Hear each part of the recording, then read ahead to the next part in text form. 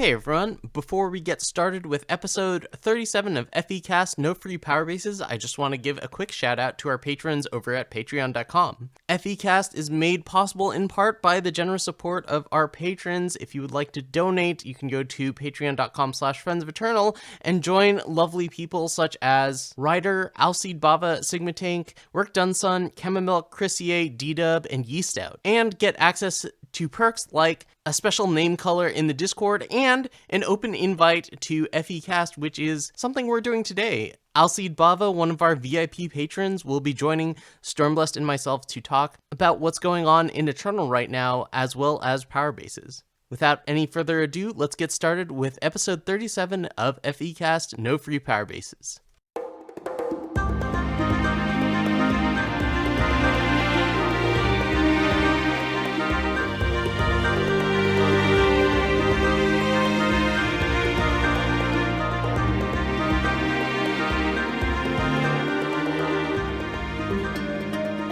Hello everyone and welcome to FECast episode 37, No Free Powerbases. I am your host Sunny, and I have good news for everyone because I have other people on the call today for today's cast to keep me from saying anything too outlandish.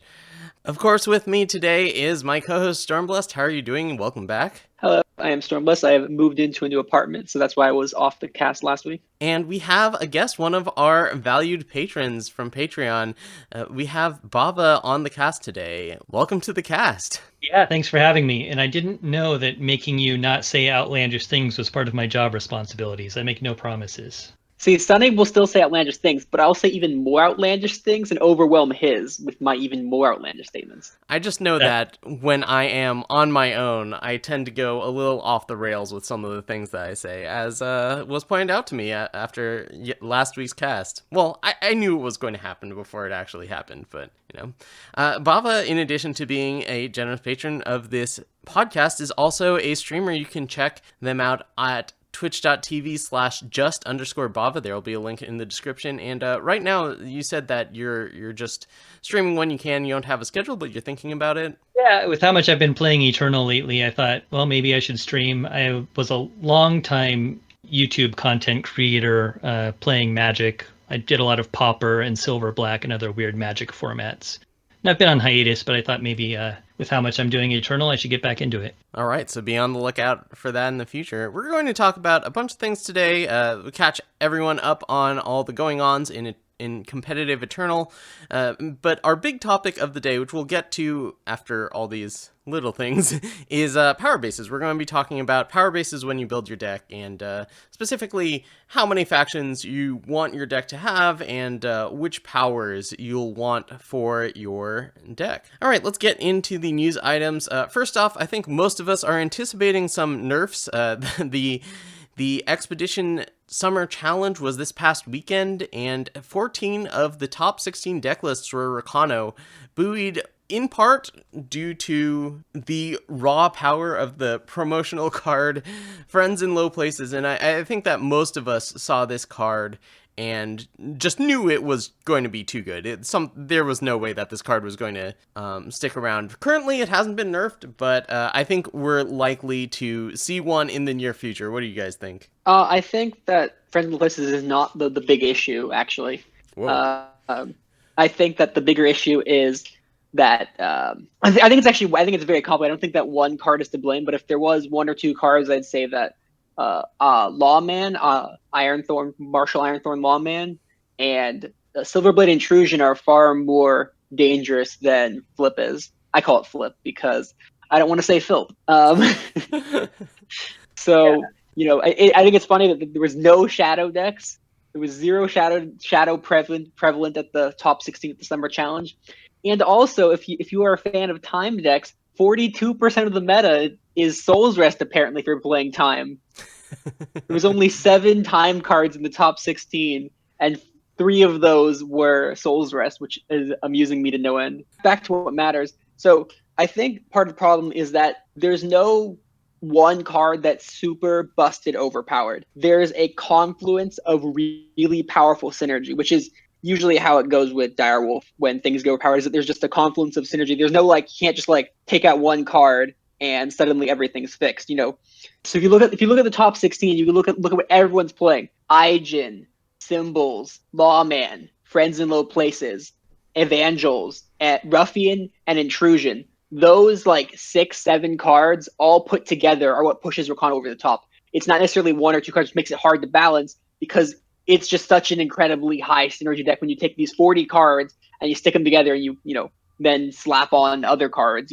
It's just really powerful because they all just work together so well. If you take out Friends in Low Places, the deck still is going to function really well because everything else is super powerful. Baba, I disagree a little bit in that I think there are two overpowered cards taking advantage of those synergies. And I think Friends in Low Places is one of them. I think Silverblade Intrusion is definitely the other. And we're talking about overpowered in terms of cost to play, which Friends in Low Places is 2 and Silverblade Intrusion is 1. And ability to interact with them in any meaningful way. I mean, you can kill Aijin and you can kill Ironthorn Lawman.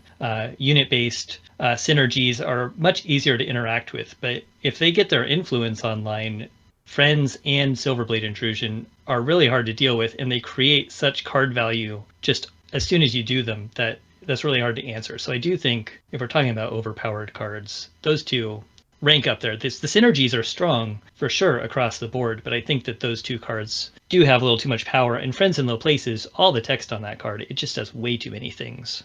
I think what you're missing is that those cards were like, Silverblade Intrusion has existed for like a year now and hasn't done anything in the meta because there hasn't been enough support for it. There hasn't been this outrageous amount of like Symbol, Kodos, Evangel, and Lawman all are what. Just an editor's note here, Stormblessed was cutting out of the call at this point, but what he was trying to say is that Silverblade Intrusion's issue is when it's playable on turn 3, for example, when you have the 5 Justice. Playable on turn 5 for its insane value, which is not necessarily what you want out of an aggro deck, right? If you can slam Intrusion on 3 to save your Lawman and put a 3/3 into play and stop their C or whatever, that's just gross. Without Lawman or Evangel or Symbol, Intrusion doesn't do anything. So I think that the deck would still be good if you just nerfed Friends in Low Places, but I think it would be at a much more reasonable power level. I was saying in the Discord this past week while preparing for the tournament that just Expedition is wild. The things you can do in Expedition are just outrageously powerful, and that's not limited to Rakano. Rakano is probably dominant right now. It might be the most powerful thing you can do, but that doesn't mean that the other decks are that far behind. At least I don't think so. I think that if you knock off Friends in Low Places, then other decks have a lot more room to be able to compete. And I really do think that it's just that card is way too good. I mean, paying 2 to, give a unit +4/+4, plundering a power that you're sandbagging in your hand into a treasure trove, and then getting a random 3 or 4 drop that's just way too much for one card to do, especially one that only costs 2 and can be played at fast speed. So I think this card is just way too powerful. Yeah, the deck is probably still good and still probably a tier 1 deck if you got rid of Friends in Low Places, but it's just not, I think the rest of it falls in an acceptable power level for the rest of Expedition. So I made a tweet about what I would do if I was in charge of Eternal Balance, which I'm not, and I don't have enough data to support my claims, but this is what the tweet says. I'd move Friends in Low Places to 4 cost, have Silverblade Intrusion put the second 3/3 in hand, and have Aurelian Supplier deal 2 to the opponent instead of drawing a card if they have more cards in hand. And the changes I would make to Silverblade Intrusion and Aurelian Supplier are mostly just because I think those 2 cards are extremely punishing. The proc about how many cards you have in hand are a lot of the time just based on either going first, like the person playing the card went first, and so the opponent has 2 more cards in hand than they would if things were reversed, or they're just missing power drops, and so they're not able to unload their hand fast enough. And it feels pretty bad to be punished for either one of those. So I don't like these mechanics where they talk about cards in hand. I personally don't feel that Silverblade Intrusion is OP. It's very good, but it doesn't strike me as being necessarily needing a nerf. It just feels really it's a card that doesn't feel good to play with or against. Like sometimes you absolutely blow someone out and get a 3/3 for free, or other times it just doesn't do that much beyond the, you know, first line of text. And yeah, it's like dependent on things that the players can't really.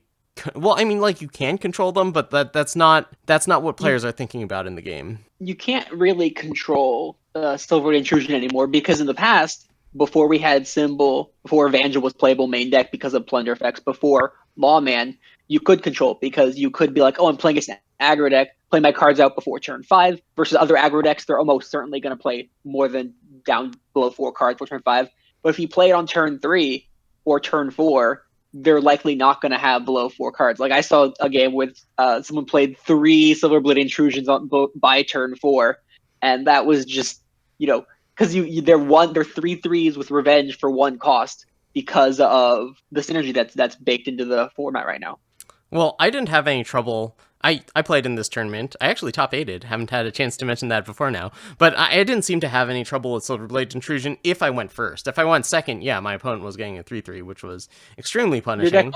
Your deck was also a more aggressive variant of Rakano than other Rakano decks, which play like Petitions and Marlies and stuff. So when you are playing the hyper aggressive Silverblade Purifier, then yes, it is far easier to go below 4 cards than when you're playing any deck that's not super hyper aggressive. Anyway, I agree that the card should be changed, but I think it's more of a... I just don't like the effect of counting the number of cards in the opponent's hands. I don't think that leads to interesting play or counterplay. Yeah, I kind of feel you. It's like the point is that it's supposed to be like good against control, but bad against aggro. But then it just ends up being kind of play draw dependent and like, you know, draw like total draw dependent, where it's like you're stuck on power for a turn, or just like, you know, if you're the aggro deck going first versus another aggro deck, you can just pull it off and just get there. So yeah, and I don't mind Silverblade Intrusion as a card in a vacuum. I think it creates interesting play decisions. I think it's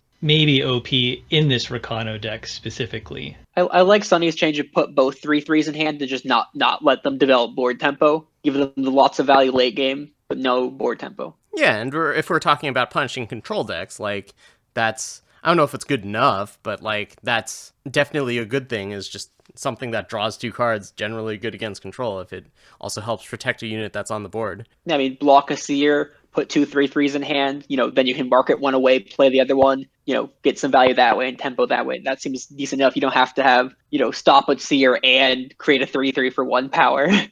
I think it's also more fair in Throne than it is in Expedition, because Throne you have things like Tokus that can stop it. Yeah, we saw that in the ECQ. I love to see that. Yeah. Tokus blocking things like a jerk. And the Tokus etchings blocking too, which messes me up so often. Tokus turning off my etchings to go to my market, that's messed me up so many games. Yeah. All right. Secret MVP Tokus, as always. All right, so I mentioned that these will probably see some changes to the format before the ECQ.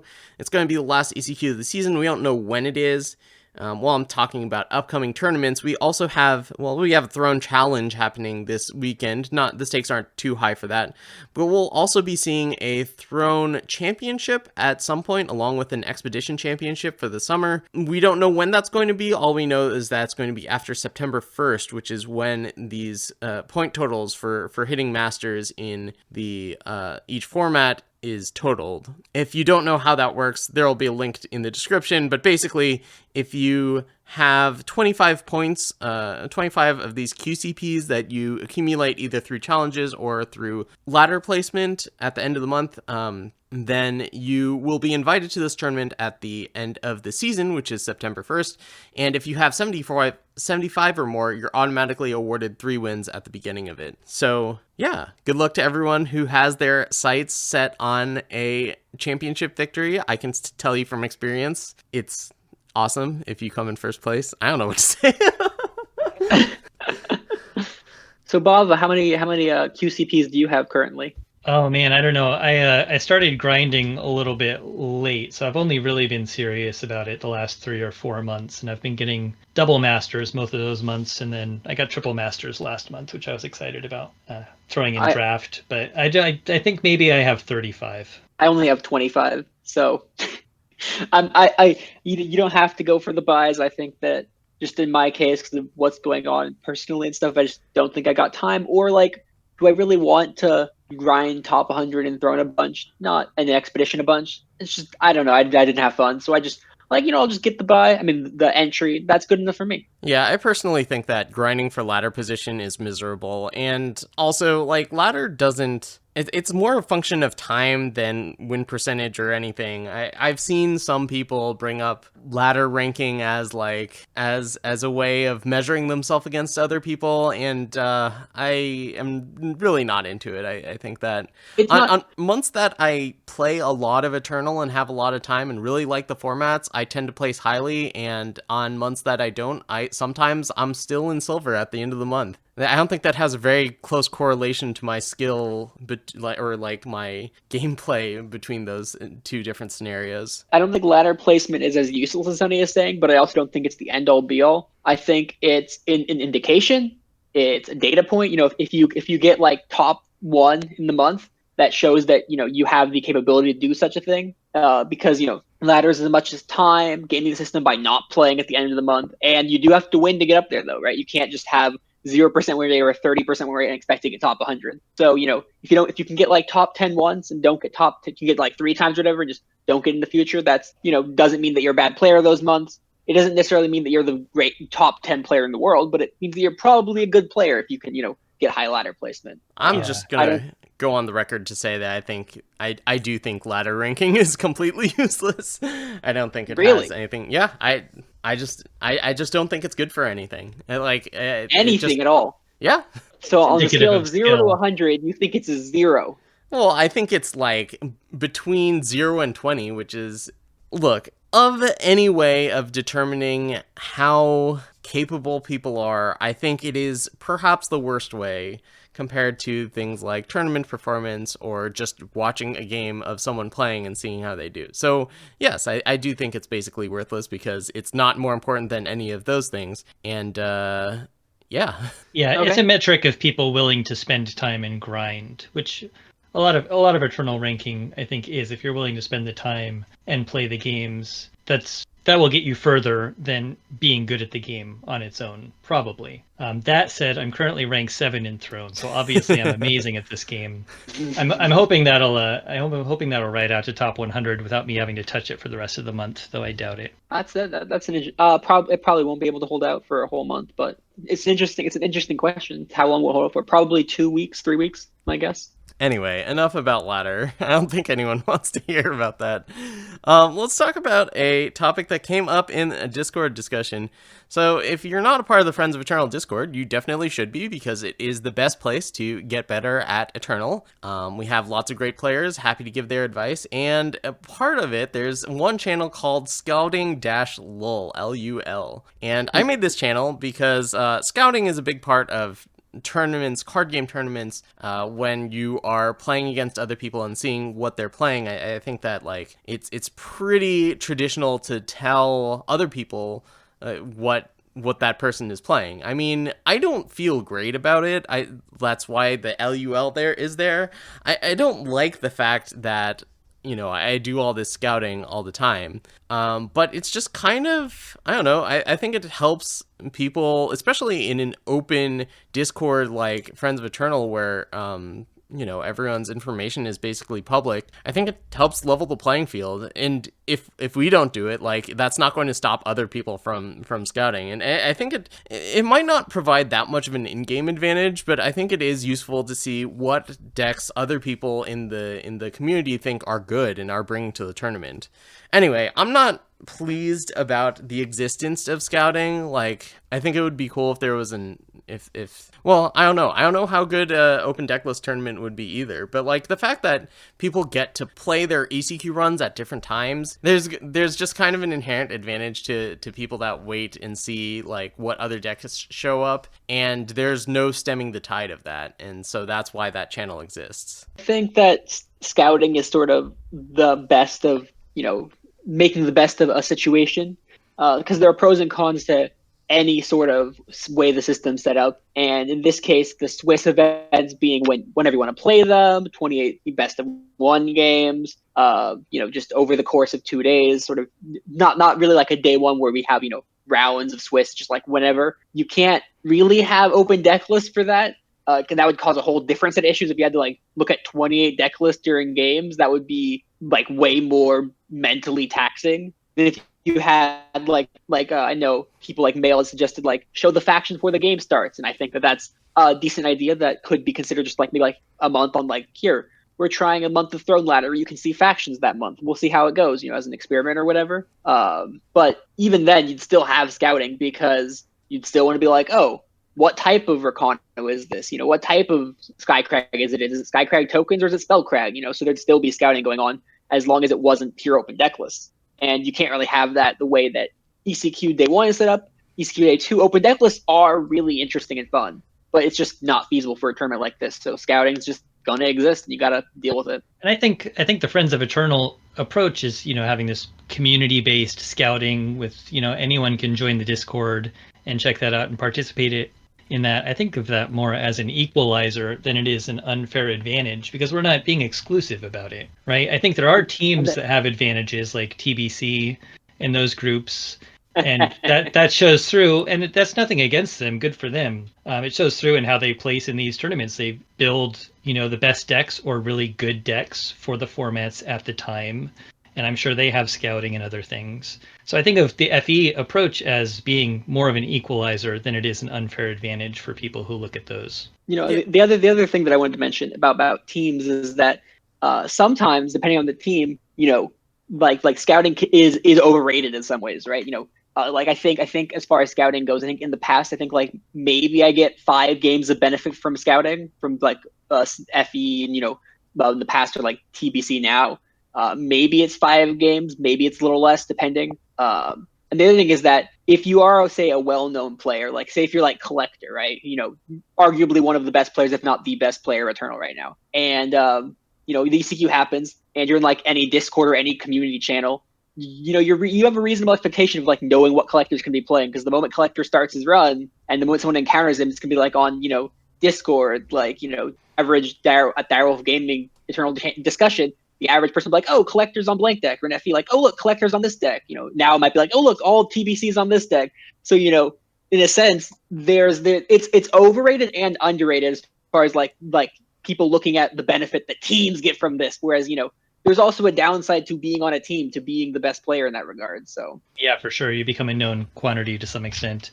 And I'll say that I also never benefit from scouting because I always do my runs really early. So I put my stuff up there in hopes that maybe it benefits other people. But if you don't want to be scouted to be impacted by scouting, play your runs right away, right? If you think scouting is the worst thing ever, if you play your run in the first 2 hours of the ECQ happening, you will very heavily minimize the odds that someone will be scouting your deck. And then Sunny and I both streamed our runs this time around. So if we really were concerned about it, we probably wouldn't do that either. Yeah, I streamed on no delay, which is going to stop as soon as these tournaments started having like real stakes for me. If I'm not already qualified for the worlds that they're eventually qualifying for. I have 2 things to add to this. One is, I think in an ideal world, the way it would work is that everyone's deck list would be due by a certain time, and that way you can't make changes based on what you see during the tournament.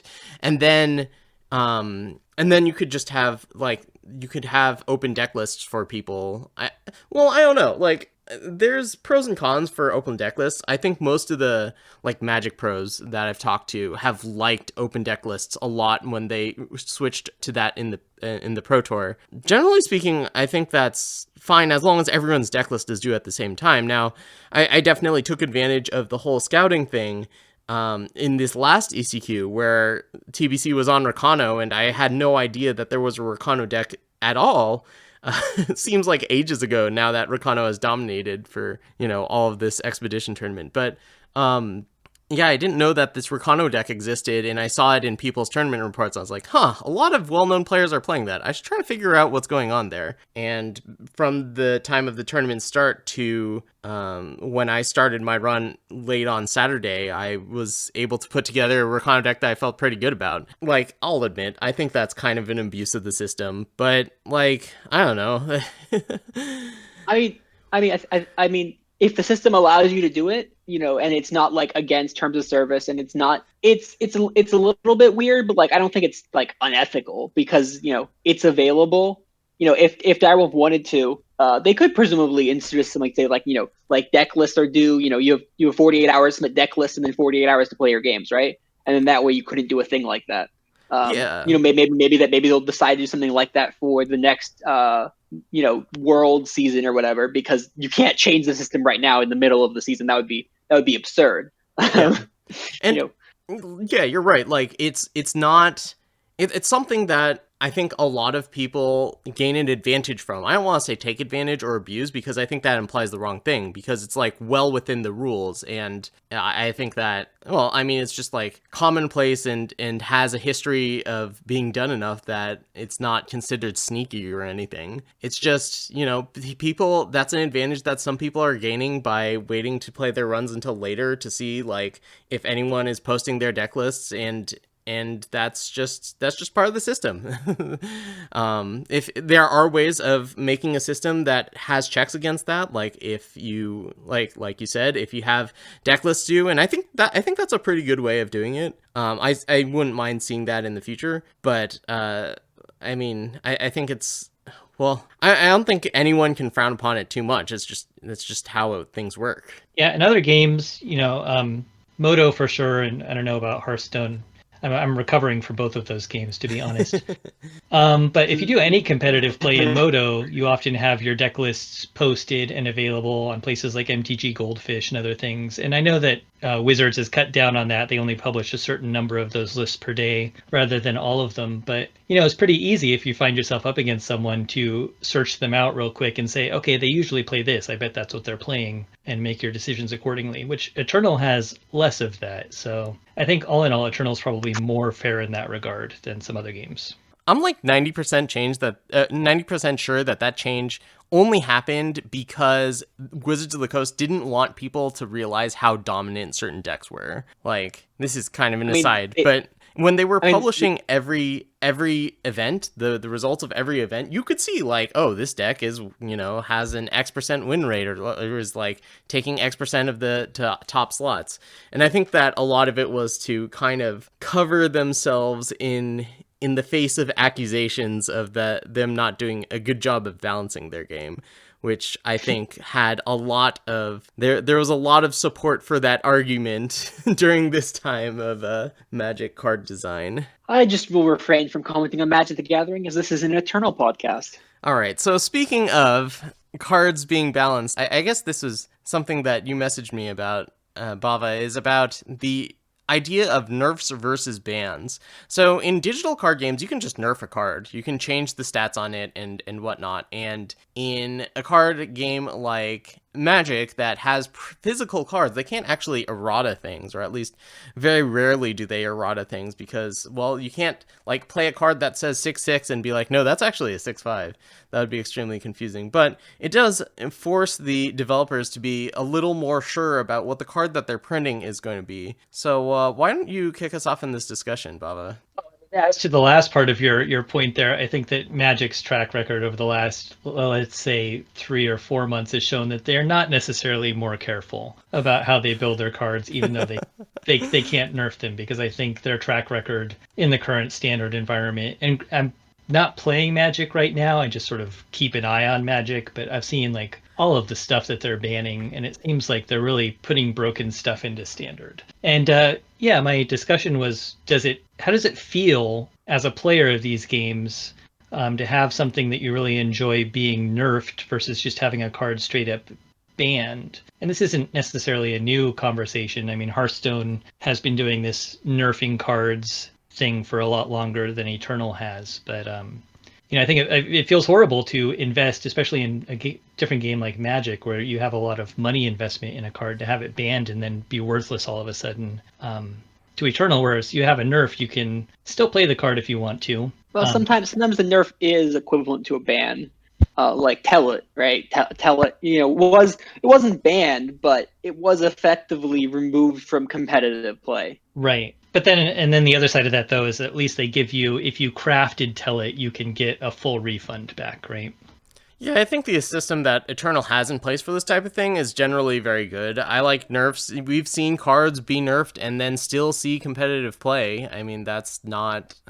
Overall, overall, Eternal does a really good job at nerfing some while still letting them be competitive. Like Coda Pioneer and Thunder of Wings are still cards that see play and could still be tier 1 cards, even post nerf. But I'm just saying that the nature of nerfs is that sometimes when you were discussing it as a general sense, generally nerfs will be okay, but sometimes nerfs do result in pseudo bans. In which case, you hit the refund button on the Shiftstone the next time you log into Eternal, and it's great.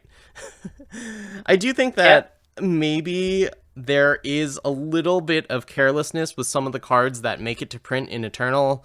I think Friends in Low Places is an example of that type of thing. And what's another really egregious example from recent times where a card is just like clearly way too good? Curtain Call, I guess. Tavarod from like 2 years ago. Oh man, everyone hated Tavarod. But they didn't change Tavrod. They didn't ever end up changing it. I know that's the joke. Oh. I think Ikaria, at various points has been super powerful. I mean, she's been all over the place, right? The original Ikaria, she was really powerful, and then unplayable, and then okay. Now, I mean, she's probably at the right spot at the moment. Endra? Yeah, okay, Endra is a really good example. Cards like change how strong they are based on what's around them. Like Crown Watch Press Gang, yeah, I know it was eventually buffed to being a 4-cost 3/3. But like it was fine as a 4-cost 3/3 for a long time, and then now finally it's too good now that the 1-drop selection has increased and increased. So like I think that kind of gets a pass from like it's certainly not the developers being careless. It's just a matter of, well, this card got better over time with the options of cards that you could play around with it. But like, I think Endra is an example of a card that's like, this card was, they probably should have tuned this card a little more. And I think Curtain Call and Friends in Low Places are examples of cards that are just like, I don't know about this. I think that I don't think careless is the right term. I think that I mean, maybe it could be wrong. And I kind of think this is a slight negative on design, their visual design, is that I think it's not necessarily carelessness. It's that because they know they can nerf cards, they will push cards to slightly pushed capacities and then be like, well, if they're too good, we'll just give it a nerf. And I think that if that's how their design philosophy works with like Endra and Flip, and to a lesser extent Curtain Call, I'm not convinced that this is what they did for Curtain Call, aside from just like generally pushing it. Like they didn't I don't think they intended to over push it, but I think like Endra and Flip are the prime examples right now of like they push those to a point where it's like, yeah, we'll release them, and if they destroy the metagame, then we'll nerf them later. I think that if it is how it works, and I think that that's a slight negative. I'd rather have not pushed cards that we can nerf later, because then that just seems like artificially controlling the metagame. Yeah, and I also should preface this by saying I have never designed a card game. I don't know exactly how hard it is to nail the power level of cards and keep them exciting and whatnot.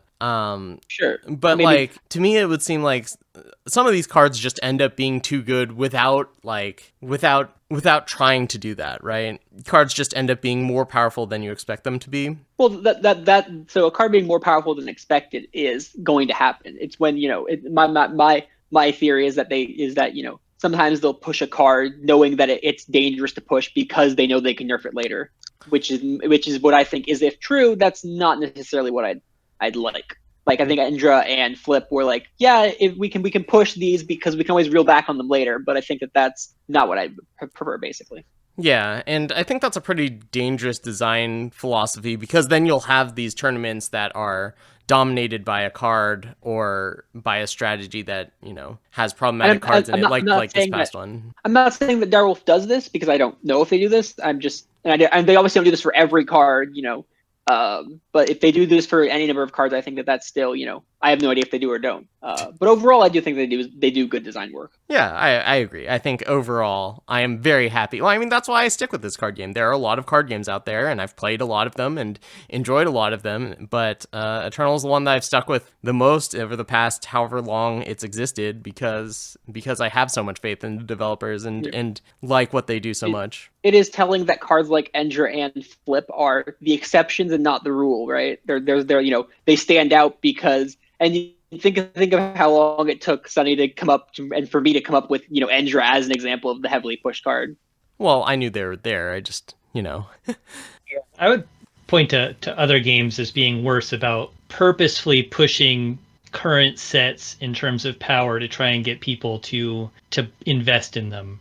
Right. Oh, And I won't name names. I just don't feel like Eternal does it that much. I think Friends in Low Places was a really weird case, even more than Endra, which could have been a fluke because it was a promo and everyone had access to it. And it's literally got so much text, it's hard to say that they didn't know how powerful that card was. Yeah. I will say part of it is that Flip is so good, but Argent Depth was 53% of the top 16 of the last tournament. So Set 9 did take up most of the tournament. Even if you look at the tournament before that, ECQ, the last ECQ, Argent Depth still was 32% of the metagame. So I think you could make an argument that Darrell is pushing later sets to have a heavy slice of the pie, so to speak. That's a good point. We also, when we first looked at Ardent Depths, we were like, yeah, this set is really pushed. But although the cycle of legendary cards that require 4 of one faction and 2 of another, those have been basically non-existent in tournament play. I guess Marley showed up in the last one, but I would argue that Marley was not a problem or even that good out of those decks. Well, one of the things is that, the only deck that showed up was Rakano, so you can't have the other 9 XXXYY cards show up if only one faction is prevalent. All right, fair. But I also don't think that they're making that big of an impact on the metagame outside of competitive play. And my second thing, which I guess can go into our last topic, is that we only have 5 Stylexes, so really only 5 of them are playable. That's true. All right, let's talk about power bases. Power bases, well, they impact every deck, and I think that there's a lot more nuance to power bases than people realize. When I won the Throne Championship with Monofire, a lot of people questioned why I wasn't playing either Stonescar or Skycrag, because in the words of a lot of people, the second faction is free, and I think that is not true. Or to quote our friends over at The Misplay, I don't believe that's true. Basically, every power you put in your deck makes an impact on how good it is. You can't just throw together 50 cards and then then add your power base in later without really thinking about it. Just being like, okay, I'm playing these factions, so these are the powers that I'll play. I think it's really cool that Eternal has power cards that are so incredibly powerful. I think the examples out of the mono faction deck, like the mono fire deck that I was playing, are Granite Waystone. The way it works, in my opinion, is that when you're playing 2 faction, you get the benefit of playing 2 faction cards, which generally, or playing cards of two different factions, which can shore up weaknesses and make your deck stronger. The downside is that your power doesn't do anything, whereas with Sunny's mono fire deck, he was playing Seal of Devotion and Granite Coin and Fire Emblem and Granite Waystone. He had 16 to 20 power that did something that impacted the game in a way that if you're playing Seed of Chaos, that power doesn't impact the game. It allows you to play a more powerful card, but by itself, it doesn't impact the board state. Whereas Sunny's power did impact the board state. Yeah, and I think that especially for Seal of Devotion, its power cannot be understated. Getting to draw a card, getting an extra card for free is incredible. I mean, if you are playing Seal of Devotion on a turn where it's warped off the top of your deck, if you're doing it in a turn where you don't need that influence and that doesn't hurt you, it's the most value of basically any card I can think of, especially considering it costs 0. It actually costs 0 in order to get that extra card off of it. But also, Granite Waystone, for example, it's a power that always comes into play undepleted and will often provide a card that you can trade to the market or discard to Jack. And something like Fire Emblem, or just the emblems in general, if you have too much power, then you can turn those into units, and those are all very powerful effects that you don't get in multi-faction decks, 2-faction decks very often, because a lot of the time when you're playing 2-faction decks, in order to make sure that your seats are undepleted, you need some number of sigils, and that's not necessary for the aforementioned powers. For Silexes, they're not going to be undepleted in the first few turns. Crests are great. Getting to Scry can be a really nice thing for a deck that wants to go into the long game, but those are always coming to play depleted, and those costs add up. Every time a power comes into play undepleted, that is one power that you're never getting back. Well, I guess you get it back on the next turn, but one power that you can't spend on that turn, and that just adds up. So in the past, if you're playing say Stone Scar aggro, you had to play like Seat, Banner, Insignia as your sort of 3 starting dual factions. Then maybe I guess since they were playing 2-drops, I think they went with Crest or something. But basically, you had to play those. Sunny was basically comparing playing 16 power that did something versus like Seat, Banner, Insignia, and like Seat and Banner come into play depleted a good portion of the time, anyways. And so like that's so awkward to do that. I think the equation of monofaction versus multifaction will change once we have all 10 Silexes and all 10 Vows, because then you can start with Vow, Insignia, Silex as your base 12 duels that, and yes, Silex will come into play depleted the first few turns, but like, if you have 3 power in hand, Silex presumably will come into play undepleted most of the time. So at that point, you have 12 duels that come into play undepleted. And I think that will change the equation of multi-faction versus mono-faction aggro decks. Currently, right. I think that it skews heavily in favor of mono-faction, though. Right. Yeah, there's the depleted versus undepleted power, and then there's also the matter of having the right influence, which you don't have to worry about in mono-faction. You only have the one influence. But, you could have undepleted power for your 1-drop, but it's got the wrong influence to it. And that's an issue that you come across. So I think that mono-faction right now only makes sense for aggro decks, and really only aggro decks that really want to focus on getting down 1-drops, which, Sunny, we were talking in the Discord about, the power of 1-drops, especially in that mono fire list. And there's a lot of good ones, and it makes mono-faction worthwhile. But I think anytime, like the mono, I want to mention the mono primal that was going around in Expedition for a while. I don't think that's a great mono deck, because you're really focusing on getting to this 5-drop in Heliod, right? Which at that point you're firmly a mid-range deck, and you may as well have another color, even though you do want all that primal influence. Well, I mean, I wouldn't go as far as to say the 1-drops that I was playing are especially good or exciting, or that you're too happy to play them, but I think in aggro decks in particular, it's about bottlenecking your opponent on their power expenditure earlier in the game. And if you get to play something on turn 1, which is something that just doesn't happen that often in competitive Eternal, there's not a ton of relevant turn 1 plays, it's like taking an extra turn. If you go first, you play a 1-drop, your opponent does nothing, they play like a crest or whatever, and then you take your second turn and you play another card, it's like you've taken 2 turns before your opponent has done anything in the game. And that's exactly what you want to do if you're playing an aggro deck. If you're on the draw, then you get to take 1 turn before your opponent gets to do anything. And I just think that's a really important part of aggro decks, and why it's so important to have the undepleted power in aggro decks in particular, which is why I think it makes sense to play a mono faction deck if you're considering playing aggro. So I will say I was exaggerating when I said that mono faction skews heavily. It skews heavily in favor. If you're playing an aggro deck, it skews in favor of it.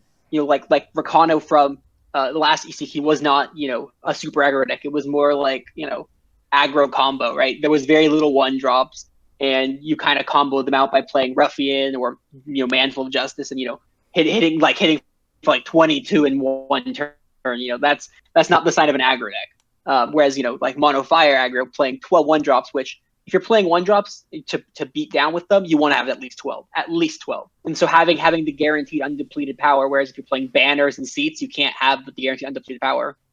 So the other thing to consider with power is what you're doing with it is what format are you playing. If you're playing Expedition versus Throne, every equation changes, right? If you're playing a deck that can play a Silex versus not a Silex, like I don't think multi-faction decks that aren't playing Silex are viable right now. I just think straight up that if you're not doing like mono fire aggro, then you want to have a Silex in your deck. I don't think like Expedition Felon Control. That's just like I've tried it out, and like I think you lose like 5%, at least somewhere around there. Anyways, there's no way to know really by not having a Silex in your deck. It's crazy how good Silexes are. Yeah, and you add time to that list, and you've got 8 Silexes all of a sudden, and it feels a lot better. I'm still on team. I think Silexes are OP and should probably be nerfed. That's still how I feel about them. I actually played against in the challenge. I played against a deck that was all 5 faction, and its only powers were seats and Silexes, and I lost. And that feels like something that shouldn't exist. It shouldn't be able to exist. Like every power is coming in. is entering play depleted for the first few turns, every seed is always going to be depleted. The Silexes are often depleted, but yet it's still good enough to be a competitive deck, I suppose, or at least it beat me.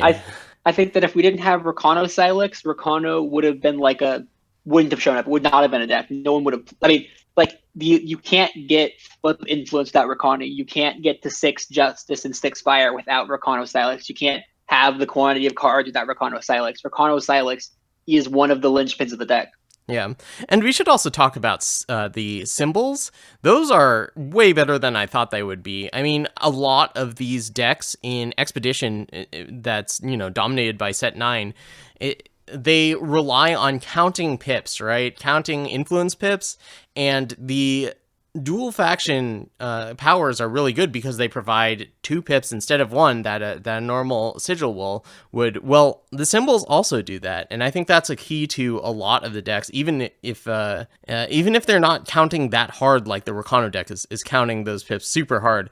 I feel like the symbols are basically like a necessity in Expedition right now.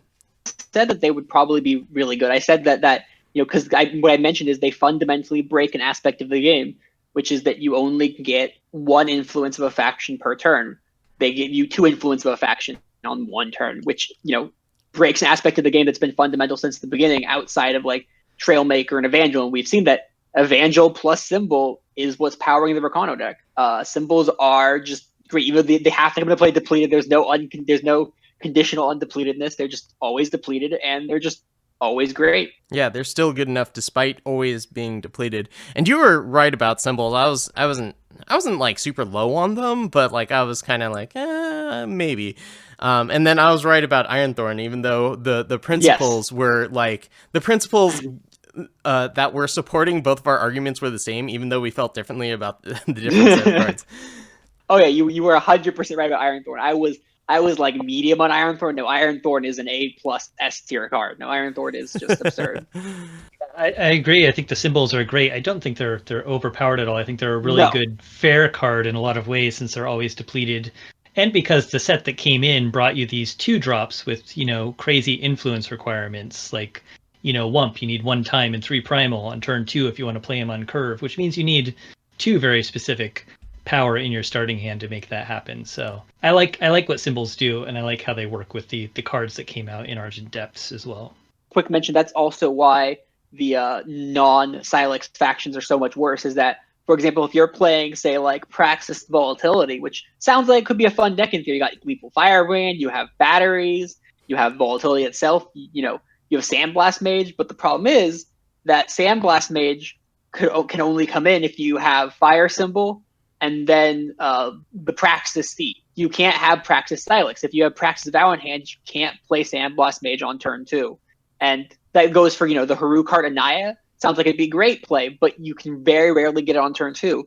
And, that hurts those factions a lot. Yeah, for sure. So speaking of Wump, that card is crazy. I think that, I think if Rakano wasn't so dominant, I think we'd see a lot more of it, because that card is ridiculous. you get a 6/6 endurance that for the investment of 2, and it can be removed. It can be removed pretty easily, but it flips quickly, and then it starts just crushing. If Rakano wasn't dominant, I would have played Wump at the Throne ECQ. I thought I had a cool Wump deck. It was not as good as Rakano, obviously. But I was all set to play Wump until 4 days before the ECQ. Yeah, I'm playing Wump to climb Expedition right now, and it feels really good. The Wump Mother deck that's out there on Eternal Warcry it's really fun to play. I prefer it to Rakano right now. I just like to play a deck everyone's playing. I was trying a Wump Kilo deck. It was fun, but not very good. It was funny being secret 4-faction TBC list, and I'm like, no, I'm just playing a gosh darn janky meme. Yeah, that doesn't sound good. So back on our topic of power bases. So let's talk about some decks that have deviated from traditional power bases that I think over the course of Eternal, more than anything, we've seen seat-focused power bases that require seats and sigils. But there have been some decks that just don't play sigils, or maybe just 1 or 2 in case of Ice Bolt or Royal Decree.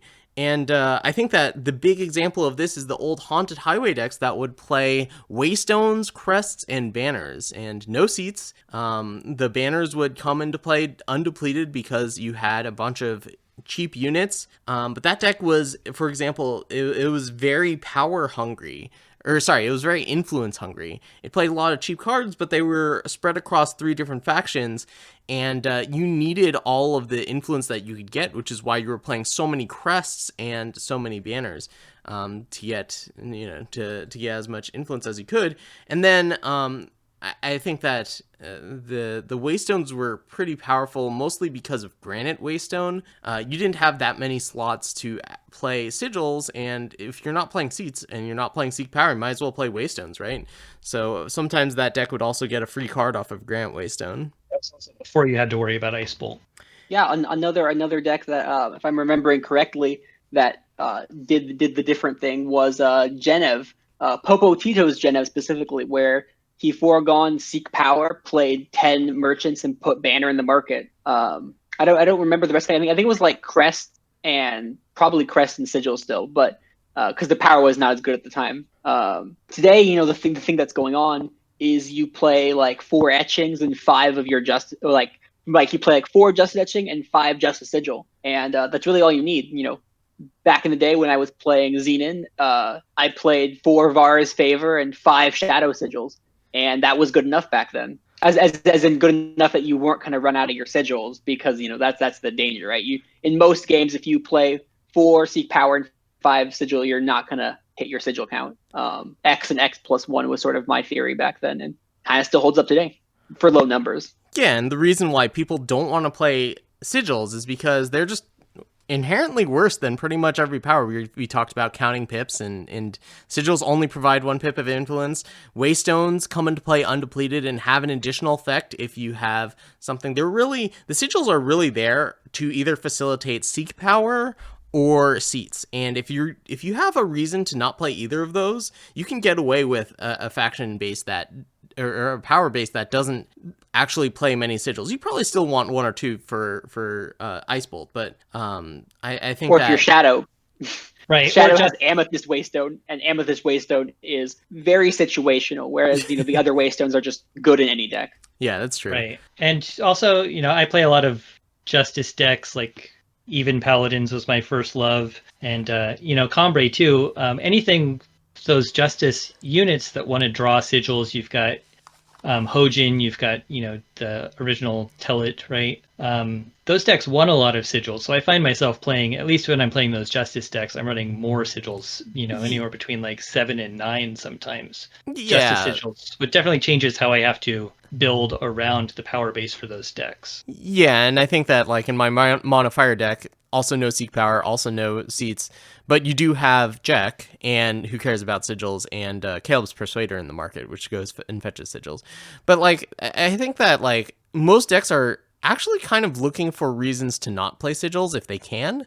Another example that I wanted to bring up is Even Elysian, back when that was the toast of the town. Boo. Even Elysian, boo. Golem, boo. That is Stormblessed booing, in case it's cutting out too much for the listeners at home. But that deck played 4 obelisks, so it took advantage of extra bodies. So the Amber Coin was a very big part of that. But it also wanted Face Aegis to protect the obelisks from some sort of relic removal, and that. So you played a lot of duels in that deck. You could also deal with the powers coming into play depleted because you're playing an even deck, which meant that there were some turns where you could just eat that cost of 1 that your power was coming into play undepleted, because you weren't going to be able to curve out on every turn anyway. So that deck also wanted a bunch of Waystones and a bunch of coins, and then just the dual influence powers that helped let you play your cards. Can you imagine Even Elysian with Silex? Oh, gross. Take the old Even Elysian deck, with none of the nerfs that happened, and just add Silex to it. Woo. Yeah, that would be really good in games where you don't draw your even-handed golem. Let's talk just briefly about 3-faction power bases. And we talked about Haunted Highway as an example. And nowadays, we don't see too many 3-faction decks. At least I don't find myself playing them that often. But now we might have another reason to in the Silexes. Bava, you mentioned earlier that instead of playing Felon Control, why not play Time as well? Then you can get two sets of Silexes, and that helps the long game plan a lot. Yeah, I especially there's 2 3-color combinations I really like, especially in Expedition. One is that Felon plus Time. The other one is Menace, so that's Argenport plus Fire. No, that's Winchest. Is it Winchest? Menace is the dragons, is Fire, Shadow, Primal. Primal, right? Yes, sorry, Winchest. I like Menace too, but yeah, Winchest was the one I was thinking of, and that's the one that I messed around with, and I think Sleffer has a really good list out there for Winchest right now. But yeah, all of a sudden taking these lists, especially they have to be mid-range lists. You have to want to get to the mid to late game to really take advantage of 8 Silexes. It's not going to help you in the early game at all. But if you do, then being able to draw cards off what would other be a horrible top deck, getting a power, really makes such a huge difference. And the cards are there to support them, I think. So the downside to your Expedition, especially to 3-faction decks with Silexes, is that your Silexes are going to not be active as much. In a 2-faction deck, you can reliably have your first death, almost certainly second Silex is going to draw you a card. Whereas in 3-faction decks, that's not necessarily the case. The other thing is that we only have 5 Silexes right now, which really limits what 3-faction decks are going to play, depending on what your goal with the 3-faction deck is. For example, you mentioned the 2 decks you mentioned. The reason they're so good is because their 8 Silexes converge on the faction that you want to be heavy in anyways. Mm-hmm. In the Aurelian pile, you converge on Primal, which is what you want to control deck for your Helios. So converging on your heavy Primal stuff is good. In Winchest, both your Silexes converge on Justice, which is really good for Backbreaker. So the fact that we only have 5 Silexes limits 3-faction decks in that capacity, depending on what your goal is with the Silexes, whatever, the fact that 2-faction decks are just more consistent right now and Silexes make them so consistent, it's just absurd, especially in Throne. Yeah, and especially when we get the other 5 Silexes, that's going to be, all of these 3-faction decks are just going to have 15 Silexes, and they're going to be basically impossible to be in the late game if you're playing anything that's not 3-faction, anything that can't keep up with the number of Silexes. So if you are playing a 3-faction deck and we have all the Silexes, it would be 12 Silexes versus just 4 if you're playing a 2-faction deck, and that's a huge difference. The downside, of course, of this deck, as we were talking about earlier, is that they can't play out the early turns as nimbly as some of these other decks. Monofaction decks, they just have the most undepleted power, so they're going to be, quickest on the draw. And well, I mean, I think that's a good base heuristic to have. More factions equals later game dominance. Yeah, that's definitely true. And it's not just a matter of your power coming out depleted or undepleted early. It's just you don't have time to play any of those treasure troves. You can't take the turn off to do that in the early game at all. Yeah, I mean, I think if you're playing 3-faction decks, Silexes will come into play. They'll come into play depleted a reasonable amount of time, whereas in a 2-faction deck, Silexes almost never come into play depleted, unless you're playing on turn 1 because of, you only have 2 power and your second card is like a plunder card, whatever, but then it coming into play depleted doesn't impact your game state anyway. Whereas in a 3-faction deck, coming into play depleted does impact your gameplay. Like, Winchest is a strong deck. I've played a bit of it. I've played a bunch of it. But my power does come into play depleted a fair bit of time, and it does impact the sequencing of turns, whereas the Silexes just aren't impacting my gameplay as much. Yeah, and that's something I really like about them, and it's something I like about Eternal, is that you have these early game decisions about your influence fixing that really makes it interesting, and it makes it feel like you have choices, as opposed to games that don't have influence. I'm enjoying that aspect of it and trying to learn and figure out which are the right influences. And I think anyone who invested in a petition in the stock market, Eternal stock market, before this set came out, made out like a bandit, because that card is so good right now. Yeah. Yeah, you can even in just Expedition, you can petition for Symbol, which can be extremely valuable. You can petition for Silex, which is obviously very slow, but also just very powerful. But you can also petition for Waystone, just as another way of just like oh, I need base ages right now. I mean, I don't want to petition for Waystone, but I'll do it. The fact that petition has so many options available to it makes it just ups the value of it, right? The more options you have, the better it gets. Yeah, and I mean that card was fringe playable when the best thing you could get off of it was like a crest, and now you can get a power that replaces itself. It's almost like a slow draw to in some regards. Every faction, every combination now has a Wisdom of the Elders. Well, I don't think it was good in the Rakano decks. I saw a lot of people playing Petition in the Rakano decks, and I don't think it was good there, because I think with the Rakano decks you were still trying to bottleneck your opponents on their plays, and you needed to deploy in a timely manner. Like, the Petition's good in a game where you have all the time in the world, right? I mean, most cards that draw additional cards are like that. I mean, to be fair, Sonny, you were the far minority. There were 51 petitions in the top 64. Yeah, and every time I saw it, I was like, is that good? I don't think that's good. I think in an Influence Matters deck like that, it was really good, especially when you have Aijin, who really wants you to be and Marley. And Marley, but I mean, especially when you want to be at 6 Justice as early as you can, I think those petitions do a lot of work. Yeah, but I think it depends on the build of your deck, but I think that Sonic, I think, and some of them were, I think, only playing 3 petitions and not 4 petitions. But I think petition was good in certain builds of Rakano. I'm so skeptical. I don't know. Like, that's the other thing. That's the flip side of this. We were talking about how great Sonic are, and they get it flip side. Oh my goodness. We've been talking about how great Silexes are, and they are for sure, but you also can't necessarily be spending your formative turns just spinning your wheels all the time. That's how you lose to aggro decks, piloted by players like me, always playing an aggro deck. The other thing, though, is that there not necessarily was things that were good on 2 in the Rakano deck, right? Like I know you were playing like Kira, and you've like Kira Evangels. You can't guarantee Lawman on 2.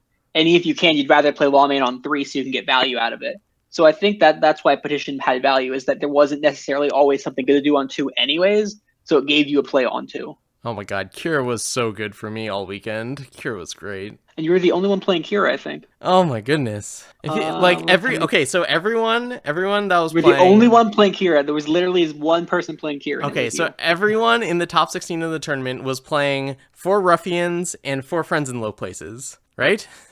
Yes. Think about how good both of those cards are with Kira. It's absurd. Actually, one person's only playing 3 Ruffians. Oh my goodness. But Sonny, I thought we didn't want 4 Ruffians. Yeah, well, hey, that's actually, I mean, that's a different scenario, because that was with Crown Watch Press Gang in the format. I know. I was wrong. I was wrong. I think, okay, so I think that if we were to back up the Crown Watch Press Gang nerf, it costs 4, and Ruffian is nerfed the way that is, in that it doesn't give lifesteal. I do think that you would not want to play 4 Ruffians in a Throne deck anymore, but that's neither here nor there. I think. No, so you're about to say about Kira, though. Are you about to expose Kira? Oh, just Kira with Ruffian is absolutely insane. Like, you play Kira and then you play Ruffian 2 turns later, and all of a sudden your Kira is permanently an 8/9 or something like that. I mean, if you just play Kira next turn, you get it +3/+3. Kira's a 5/6. That's pretty good. Yeah, that was pretty good. I won a lot of games with Kira. Kira's great. I don't know why people weren't playing her. Anyway, that'll be it for this week's cast. Thank you so much for joining me, Bava, and thank you so much for supporting the show. I think both of us appreciate that. Yep. Yeah, thank you guys for having me. And a note to the listeners, you too can elbow your way into the podcast by becoming a patron over on Patreon, and then bugging Sonny mercilessly on Discord until he finally relents. If bugging Sonny doesn't work, you can always bug me too. It's true. It's listed there as a perk of being a patron of Friends of Eternal. Yeah, I'm not shy. I'm willing to say, if it's listed, I'm going to go for it. And that's, I'm happy for that. I'm glad that, well, we're certainly happy to provide our patrons with what benefits we can. All right, thanks everyone for listening. If you're not a part of the Discord, it's the best place to get better at Eternal and stay tuned to what's going on in the competitive scene of Eternal. Tell your friends about how great this show is and have them listen to it. I'm sure they'll learn a lot, or they'll wonder what this card game Eternal is, in which case it's a great icebreaker to show them what a great card game Eternal is. Anyway, I'm going to stop talking. We'll be back on next week. Thank you so much for listening, and until then, we'll see you in the friend zone. The Friends of Eternal Discord is the best place on the internet to get better at Eternal. We have players of all skill and experience levels all happy to help each other out on basically any aspect of their Eternal gameplay. And making all this possible is our generous patrons over at patreon.com. If you'd like to support FECast or Friends of Eternal, consider donating at patreon.com/Friends of Eternal. Thanks again for listening, and until next time, we'll see you in the Friend Zone.